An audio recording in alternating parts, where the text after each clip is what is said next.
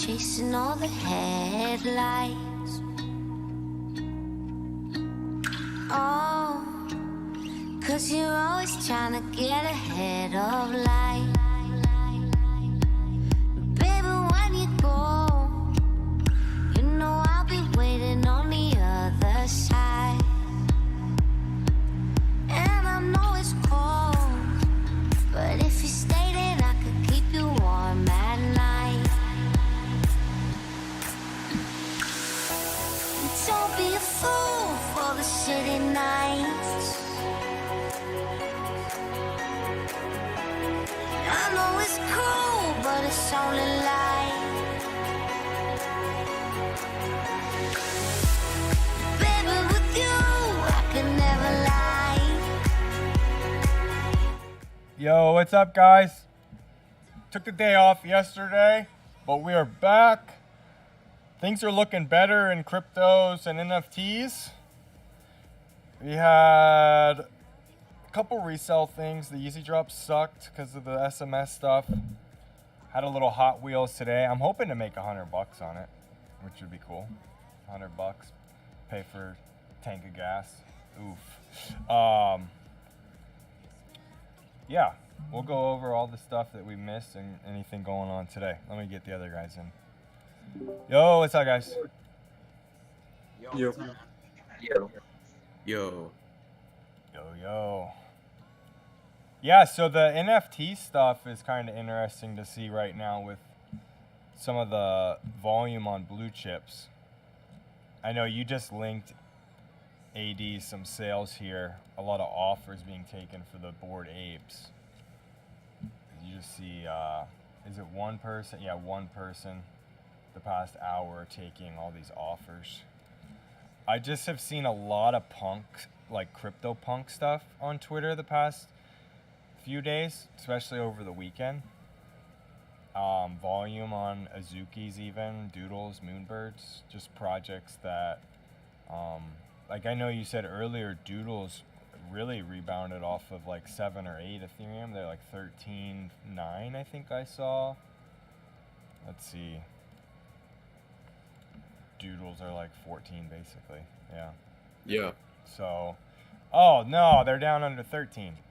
Anyways, though, I mean, they've still these projects that were hype. Let's just call it hype during the upward trends, seem to have made some solid rebounds. Even Chromie Squiggles, I don't know if the floor's ever been this high since it rose one time over like 20, which was ridiculous, but it sat around like 5 or 6 for the longest time, and it's actually over 10 now. So some interesting things to see with the way the market's kind of rebounded here. Other deeds, I think those were like a low of 1617, 2.45 now. Seeing some of these projects do really well right now. I don't know if it really is like a good time to buy or not. I don't know if it's like a fake out or whatever you want to call it, but just some strong stuff to see after we took a few days off. BTC Ethereum as well. Saw a little rebound. We're over 20 again, over 1,000 again on Ethereum. And I think Aiden had kind of said this as well. You know, when everyone starts to say we're going so much lower, that's when you kind of want to perk your ears up and say, is this maybe the opportunity to get a good chunk? So. And also, you know, the inverse to that is that most major, increases, whether on a weekly, daily, or monthly basis in the stock market, crypto market, most of them do happen like in bear cycles during these downturns. So I think it's a dead cat bounce. I still think that there's not enough money to actually pump the prices up anywhere reasonable. And even if we are stable around this $1,100-$1,200 ETH range, 20K Bitcoin, I think it's going to be a really brutal, boring, slow bleed sideways and slightly down. Yeah, I was just fascinated to see all of the volume over the weekend when ETH was as low as it was, where it kind of got, I think it was in the 800s, wasn't it? Yeah. And people were buying. It seemed like people were just kind of waiting for that to happen to make these buys on the more expensive projects. So I'm wondering if we see events like that where ETH does decide to go below support levels, and then we see buyers who've been patiently waiting, because it feels like the whole space has kind of been patiently waiting when we were running $100 million days, and now we're down to 20 or so $1 million days consistently, but then we had spikes over the weekend. Definitely a new pattern to watch out for. So next time we do have that breakdown and floors get to a point where people seem to feel comfortable, I might try to gamble into one of these maybe lower priced projects, maybe like a Doodle or something. If they're below 10 ETH and ETH is like $800, I feel like that's probably not the worst buy. Just from a value based perspective, I mean, comparing those floors to where they are versus where they were, it still feels like they're on quite a discount at the moment. But I tend to agree. I am of the thought that when we're on the other side of this thing, NFTs are going to rally first, and NFTs are going to rally the hardest. And I think that if you're in a position where you can hold the Doodle sideways for an indefinite amount of time, or any of the actual more established blue chips, I would say at this point, they're gonna rally first and hardest. They're just so much more relatable. I think that's where the next big boom and adoption is gonna come from. Is gonna be from NFT technology and community based, et cetera, when society's more ready for it, in my opinion. So yeah, I think holding an NFT through I would rather be holding onto that than any form of altcoin or even a Bitcoin. I think that like if you did have obviously we don't know what it's going to look like with Doodles and stuff, but CryptoPunk being the standard, I think, or even a Bored Ape, something like that has potential to go 10x, 20x, 100x faster on the other side of this thing than a Bitcoin, right? Or as far as just percentages of growth. And we've already seen that. I mean, Bitcoin's peak was 69,000, Punks and Apes was close to 500,000. Yeah, I like it. And buying Punks at 50,000 over the weekend when Punks were 500,000 feels like a really good value. And I think a lot of people were kind of waiting for that. Although it's hard to tell because there was that small announcement about Punks with the new the team lead being added. But I just wonder, I started seeing chatter about Punks on Twitter being a value play when they were around that 50 mark, and they started to sell. And I don't know, maybe that was a sign that we could have made a play there, but you'd be up almost 20 ETH right now if you had bought at 50. So it's like a hawk. There was a whole day that they were around 45. Yeah. So I don't know. Punks are an interesting one. Obviously the Yuga Association now. We'll get into that topic shortly, I bet, but I'm not sure. I'm not feeling as good about them as I was before. Yeah, we can talk about that really quickly. The information that came out, kind of more information on the whole thing. I saw it was something brief on it, how they were from like 4chan and all that stuff. I didn't watch this whole thing. Did you guys watch or dig into it deep? I did. I guess. Okay. Yeah, I watched the whole thing. Oh wow. Like you said, it expounded on and went into depth and in a really well presented way. Some of the threads that we've already seen about the Bored Ape Yacht Club and where the founders came from, and a lot of really everything down. It's too many coincidences to actually call it a coincidence. It's literally thousands of them. I mean, these guys are deeply rooted in everything is extremely esoteric, from the numbers to the traits to the logos to the where they say they draw their inspiration from to the they're almost bilingual, like they're just saying things that are esoteric even in their interviews. Like, it's actually mind-blowing. And when Vince, I know you're a relatively internet OG. I consider myself relatively internet OG as far as watching this thing grow into the beast that it is today. But 4chan is the root and the bottom of the iceberg. This is where internet culture is formed. This is where memes and language and all things internet trolls are. It's all originates from there and then makes its way through Reddit and Twitters, and those are pretty breaking as far as culture. And then you've got your Tumblr, Instagram, Facebook, these guys have. I mean, all I can say is that everyone should watch it if you have an hour. It's actually crazy stuff. And I think Aiden and McKay would say the same thing. I know these guys both watched it. Yeah, it was crazy. I did want to touch too, like you had mentioned, their own staff. Like the CEO went and did this interview that the guy who created the video was referencing, and I truly think like she was just digging herself in a hole responding to these accusations. Like the way she responded was like super defensive, like almost made it sound like it couldn't have even been an option, or that was just a completely unrealistic speculation that they were racially motivated, and really bad like taunts and signals made in this artwork. And I don't know how someone could honestly watch that and come out of it thinking better about Bored Ape Yacht Club at all than they did going into it. Like for me, I was like, and I know like I'm not sure if you guys have felt this way, but when this all kind of started, I remember being in a Twitter space maybe back October, November. I think it was November or December. Yeah, wild. And people had first brought this up, and at first I was like, this is crazy. This is not like this. There's no way. There's just no way. Like the biggest NFT project. Yeah, I felt like these guys, it was just like cancel culture coming for another product, right? And then it's like, nah. But then there's just too many coincidences, like Garrett had said, for it to be a completely unrealistic conclusion.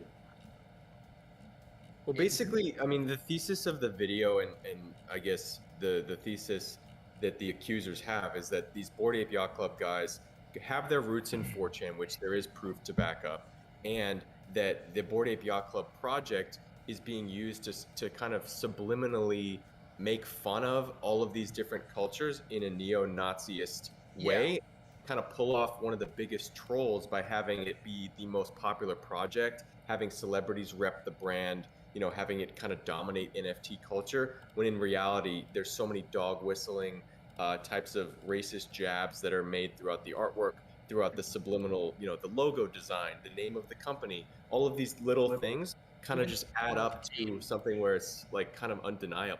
Yeah, all of the founders' names individually, and I think it's important that like not only did they just root from 4chan. I mean, 4chan is a cesspool. It's unmoderated, and there's extremist factions and weird subcultures of everything in your wildest imagination on there.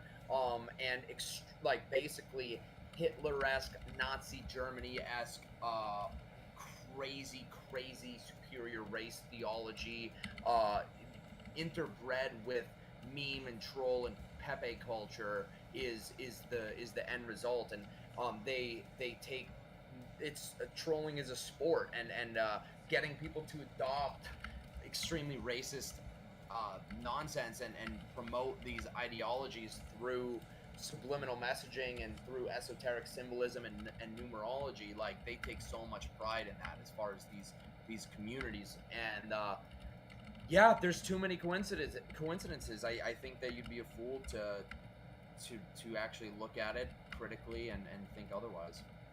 Yeah, and we saw obviously a lot of backlash on Twitter. The one big takeaway from the video is #BurnBAYC. And Ryder Rips is actually a real artist. He was involved in art before the NFT space. I think he's even worked with folks like Kanye, and he launched his own collection called Ryder Rips BAYC, which is exactly just BAYC, but he did it just to mess with the Bored Ape guys, so that he and his other friends could use hexagon-style profile pictures on Twitter with Bored Apes in them to try to spread the message of the fact that they believe that this project is inherently racist. And that project is top volume on OpenSea right now, #1. And I just think it brings further attention to the matter at hand. And I think Garrett and I were talking about this. Like if major news media or any major celebrities kind of pick up on this, the tension that's sort of brewing here, the ape community can only do so much to kind of quell that. I've seen a lot of people on Twitter with apes that are real apes saying like, oh, this is nonsense. Like they're reaching.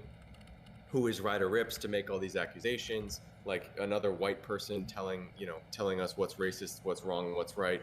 But I think in reality, like, you know, if a major news publication or source were to pick this up and you know, these celebrities were starting to be shamed for having profile pictures that did endorse something that could just be viewed as racist, I think people have been canceled for a whole lot less. Yeah, Twitter's a hive mind, man. All it takes, I mean, we already saw over the last like 30 hours, Jimmy Kimmel and a bunch of other A-listers remove the apes as their profile picture. You search Bored Ape Yacht Club, that video on YouTube, that's the first video to come up. Its view count has doubled over the last like 12 hours, got 500,000 views. All it takes is one, you know, person of color that is prominent owner of these apes to sell or burn it in some type of making a statement or whatever, and then the pressure on all the you know, Jimmy Kimmel, Paris Hilton. I mean, the mob. I mean, yeah, Twitter's a hive mind. I don't think it would. It seems like this could snowball, truly. Well, another thing about like news in the BAYC and all that stuff was the MoonPay and the celebrity stuff with the gifts they were getting. Did you guys hear about that? No? Oh, yes, I did. About how, yeah, that was actually a big part of the video, how they were referencing how all of these apes, all of the MoonPay recipients, none of them actually bought their apes. It's literally MoonPay approaching them. And they were also getting like other stuff, I think, from what I saw in the tweet. Yeah, other NFTs, and they're signing NDAs. And signing NDAs, exactly. Yep, it's really, and I guess it's really similar. People are saying that it's kind of, MoonPay is trying to act similar to like Ferrari or Patek Philippe, where if they sell you a piece and you go sell it, then you're like blackballed at that point. You won't get, you know, they're not gonna, yeah. So really interesting. But that is, I mean, if that's true, and the feds are watching and gonna be prosecuting some of this stuff, that would be massive. Yeah, because they're not disclosing that they're getting them for free. They're just posting the picture of it. Yeah, they're undisclosed ads, right? See ya. Yeah. Yeah, some and big stuff the connection obviously right to now. crypto. The connection to CryptoPunks is that Yuga Labs owns CryptoPunks. They did purchase them. Yeah. So, you know, and I don't even like, dude. After seeing that video, I don't even like saying Yuga Lab. Like, I don't even like saying it. Right. You know yeah, what I mean? It's just like philosophy, everything down to every letter of everything. I just wish that because I've always wanted a CryptoPunk, and I just so wish that they never were acquired. It was just like nothing was ever gonna happen again. They literally were just like art, in my opinion, and that's it. But now that you have the Yuga Labs behind them, and yeah, it just really makes them not nearly as cool, in my opinion. I agree. Yeah, they're very much corporatized now. Yeah, exactly. It's not as cool in my opinion. So, you know, when I was talking about buying them for 10 ETH, CryptoPunks, I don't know. Now I just kind of, it feels even more tainted, and anyways, I don't know. We'll see what happens with any of that stuff. But it just makes CryptoPunks not nearly as cool as well, in my opinion. In my very humble opinion. Well, speaking of not cool, the Bored Ape Ape Fest kicked off yesterday, and I didn't hear very great things on Twitter. You didn't? No, Let's see what this says. I heard people were quite disappointed with the lineup that showed out. I guess the rumor was that Justin Bieber was supposed to be the headliner, but he's dealing with some illness, so he had to pull out. Yeah. So the artists weren't great. They had Amy Schumer open, which feels like a troll. Same. And offensive. Yeah, like a deep. It's someone. That's ridiculous. Yeah, dude. Imagine you're holding $100,000 asset, and then they do that. I mean, that's offensive. That's like insult. It's almost insulting. But we did see a gold mutant get revealed. But there were no official announcements or news concerning Bored Apes or the next phase of the roadmap or other side or anything yet. But yeah, I think that's what everyone's kind of waiting for here. So like I saw the gold mutant. Like who like. What did he do? Reveal it during the event or something? Somebody did that? Right. Or? It was on a big screen. They did it. Like, yeah. And honestly, I think it's so underwhelming, dude. They could have made the gold mutant look so sick. Like, I don't know. It's whatever at this point, in my opinion. I don't know. It's cool. There's one left now, right? Maybe a cheetah or something. I thought there was more than one left. I don't even know. But yeah, I mean, he put it up for 25,000 ETH. Like, I don't know. The megas are cool, but there's no buyers for these. Because what's the point? I don't know. Yeah. They're cool. It's like an art flex, I guess, but It they're just was so when out it of it. first came out. Now, dude, who's gonna spend $3 million on these things? Yeah, conceptually, I guess they're cool, but in practice, not so Right. much. Especially after the gold one, it's like not even. It looks just like a cranium or one of those like weird NFTs we bought way long ago. I don't remember what they're called. It looks weird. Yeah. Cool. Let's get off the BAYC Yuga stuff. We hammered that. There's some other stuff in NFTs just with the NFT NYC stuff. We have Doodles, the reveal for the duplicator is sometime after 8:30 today. And then the Moonbirds event begins at 8. So, I mean, these duplicators were, if you're talking Ethereum value, they were a solid buy. I doubt in USD they were a solid buy if you had sold your Ethereum instead of buying one of these. Weren't these like 1.5 or 2 ETH at some point? I think they got as low as 2. Okay, and Ethereum was, do you think over, I think over double, yeah, over $2,000, I think, I would say, 2,500. Well, I think they got as low as 2 over the weekend. Oh, are you kidding? Yeah. No, Oh, that would have been a great play. Yeah, that's kind of what you're saying. Like, there's probably some plays out here right now to be had, at least maybe a few days ago, prior to maybe this little volume increase. But yeah, so these are supposed to reveal, huh? Pretty soon. Tonight, yeah, it should be interesting.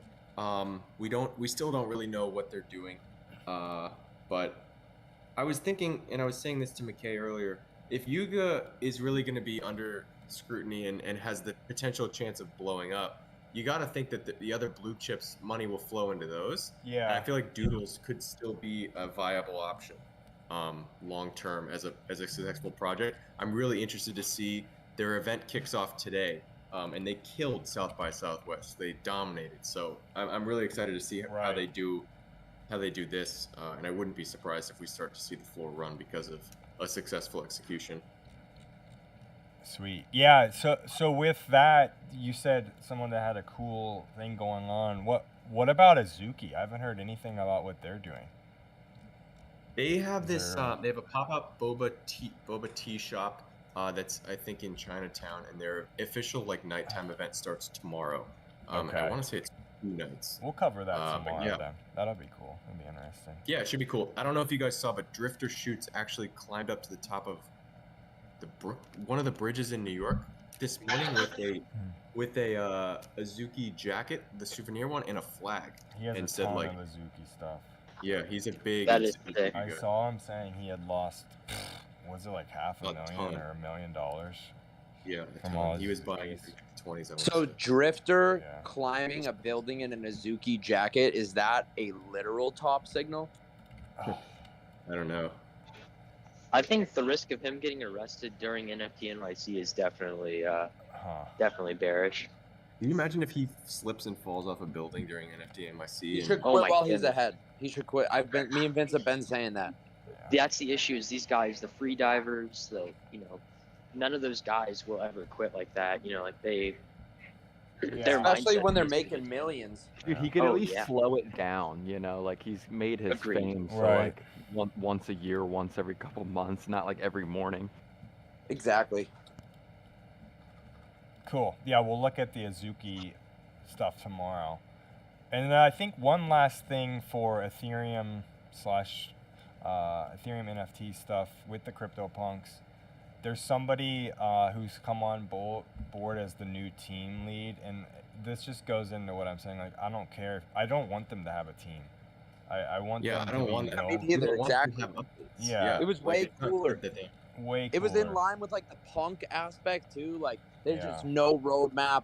We're just the first. We don't care. Founders are on an island. We Right. don't care. Like that Don't was way care. cooler. Don't care. Yep. So, yeah, it just makes me not want to buy them more than before or whatever. I mean, anyways. I think this new guy Noah was the founder of Howlers. If you guys remember that yes, NFT project. Howlers. Oh my Yep. gosh. And he was Yeah. he was also highly associated with Beeple, getting Beeple first integrated into the NFT space and getting his art in a prominent position to be sold in the NFT space. I know he worked really closely with Beeple when Beeple first got involved. Which is interesting. I saw the Beeple, people trashing on Beeple and saying his stuff was like awful, and I fully support that opinion. I think it's ugly and bad, but just my opinion. Yeah, these howlers are just, these things went over 1 ETH, I remember. Some people bought them yesterday after or whenever this announcement was. Oh. And that's a Sia because I don't Just think trying, there's any just trying to degen again, huh? Yeah. Nice. Okay, while we're in the NFT space, let's go into the mint today for Solana, which is the Art of Mob. What do you have on these, Slumped? So, definitely, I'd say this is even the biggest mint of the week. So these guys over the past weekend had pulled like this ultimate PR stunt. They changed their price to 25 sold. Okay. It was a joke, but yeah, everyone was talking about it. And then they said, all right, we have one last announcement the day before our mint. Now, if you look at the date, June 21st is the first, we'll call it legal day of summer. So yesterday they said, all right, we're going to start the official Solana summer kickoff here and make our hugely hyped up mint completely free. Okay. So this is definitely one to go for. I'd even argue there's probably a secondary flip there. We just have to see what it looks like first. In terms of what the actual project is, it's really not anything crazy. It's just they're basically trying to make a almost reputation for video NFTs on Solana, which we don't typically see too often. So I guess that's cool. I wouldn't be holding this. I'd just be capitalizing this extreme hype level right now and flipping it. Yeah. The art's kind of cool. They got a pretty cool looking website. It's made decently well. Supposedly I don't know too much about it, but the people that are running this are all like super rich VC guys, like Forbes 30 under 30, so they don't need the money. Really, really solid marketing scheme. Magic Eden totally had a hand in it too. It played out really well. Everyone's talking about them, and I don't think the times are loaded. They are loaded. Whitelist actually starts here in about 15 minutes. So definitely going to be one to watch out for today. Cool. All right. Not bad. Done with the NFT stuff for the day. Let's get into some retail. We had Hot Wheels, supposed to be an RLC exclusive. Not sure if they'll cancel the orders, but you guys were ordering without memberships on some accounts, correct? I was able to get an order through like that, but we believe that because they did this last release, like they put stock up before that you could actually cart, but the page doesn't update, and then they end up canceling any order placed before 12 p.m. I see. So I suspect that the reason for me even being able to place an order was just because the product actually wasn't live. Yeah. So I'm expecting to cancel. But I mean, if it sticks, I'm happy. I'm trying to make $100 on this car. Ooh. We'll see. We will see. We did it on a candy van. Somebody brought that up. There's like a pink van we got that was RLC exclusive, probably a year ago. But it would just be nice to say I made $100 on a Hot Wheel car, taking 2 minutes max out of my day to do that. So that'd be cool. Other hobby stuff or retail stuff, not really any profit here. But the first off the line Dutch auctions going off right now for Chronicles Soccer. I saw the floor at 250 is still just like a personal. Last year's box, I think it said, was going for 400. Is that right? Yep. Yeah, last year's is at 400, and it actually was right when last year's came out. It was a little bit more hype than that, and it died down pretty hard.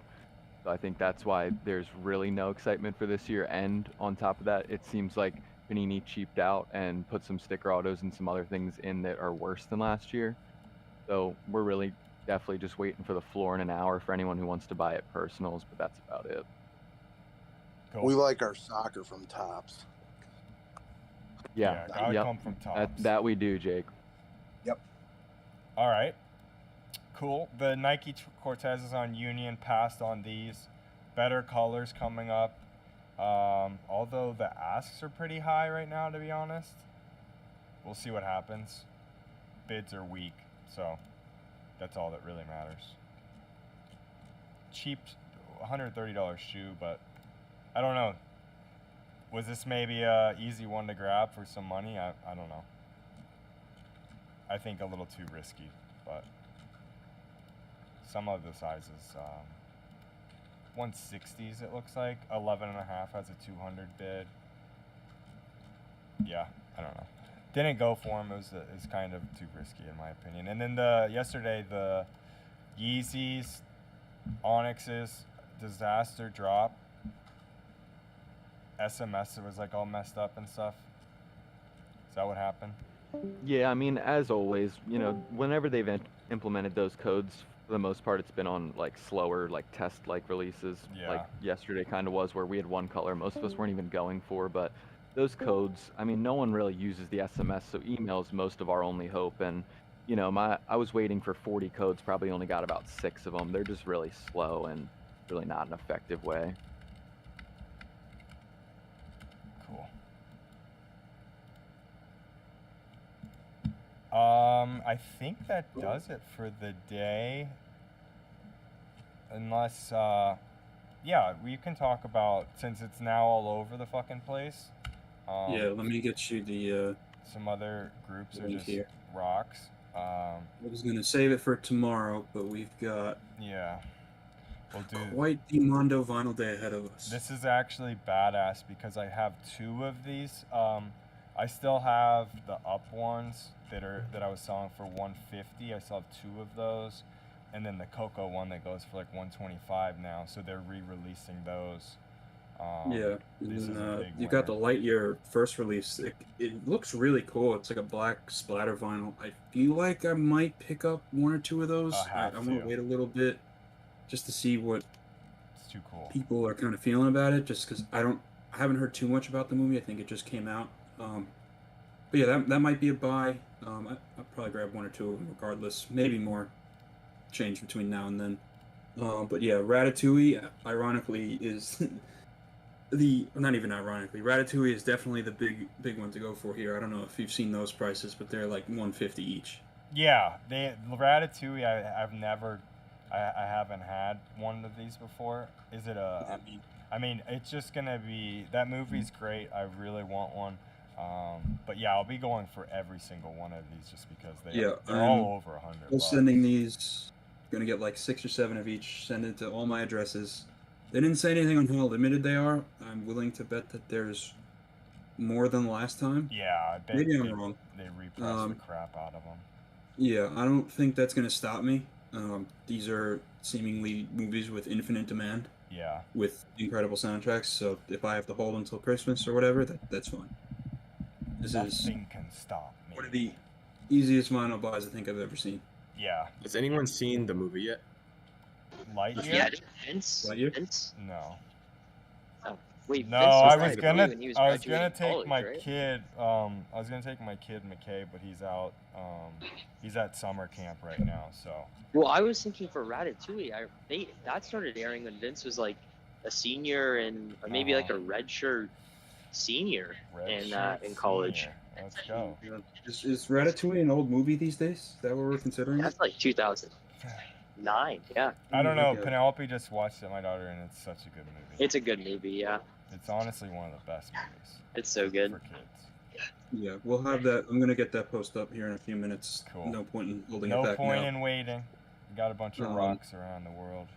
Yeah, I mean, I get all excited when I see Mondo vinyls like this. I was freaking out. Yeah. This is such There's easy- so many good Pixar movies that they can keep pushing out to on these vinyls now that they have their. I mean, I guess they've always had the rights Have to we Pixar. ever but had a Toy Story? We have to have one. I wonder what those go for. Toy Story Mondo?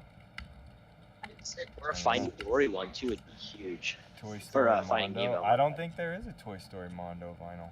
That would be huge. That would be massive, actually. I don't see one. Because you would have, Maybe it's older if it exists, dude. but I don't know. That would be massive. Cool.